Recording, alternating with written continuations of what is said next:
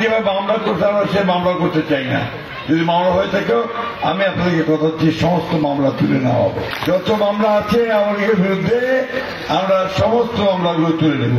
আমি যে দায়িত্বতে আছি সেই দায়িত্ব হচ্ছে বিএনপির মহাসচিবের দায়িত্ব, মানে সারা বাংলাদেশে, তাই না? আপনারা মাঝে মাঝে আমাকে টিভিতে দেখেন, কিন্তু ঠাকুরগাঁয়ে সামনে আসতে পারি না। আর 15টা বছর তো আমাদের কাছে খুব খারাপ। ফ্যাসিস্ট বাহিনী, ফ্যাসিস্ট সরকার, তারা আমাদেরকে খুব বেশি মিটিং মিছিল করতে দেয়নি, তাই না? আপনাদের কাছে আসতেও দেয়নি। আর উল্টা আরো মামলা মকদ্দমা করে এমন একটা অবস্থা তৈরি করছে যে আমাদের যারা কাজ করে বিএনপি তারা ভয় পায়, ঠিক মতো কাজ করতে পারেনি। প্রথম দিন আপনাদের মনে আছে 5ই আগস্ট যখন আমরা মুক্ত হলাম, তখন আমাদের ম্যাডাম মানে খালেদা জিয়া তিনি একটা বিবৃতি দিয়েছিলেন, স্টেটমেন্ট দিয়েছিলেন, কথা বলছিলেন।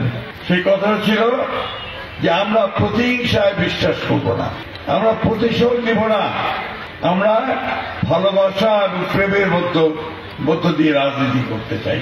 আমি সেই কথাটা আবার আজকে আপনাদের বলতে চাই যে আমরা কোন প্রতিশোধের রাজনীতি করতে চাই না।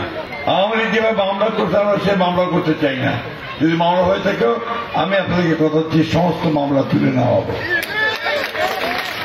যত মামলা আছে আমাদের বিরুদ্ধে আমরা সমস্ত মামলাগুলো তুলে নেব। ঠিক আছে, তুলে নেওয়া হয়েছে কিছু? হ্যাঁ, আমরা ওই প্রতিহিংসা প্রতিশোধের রাজনীতি করবো না। আমরা একটা ভালোবাসা, সৌহার্দ্য, সমৃদ্ধি নিয়ে আমরা চলতে চাই।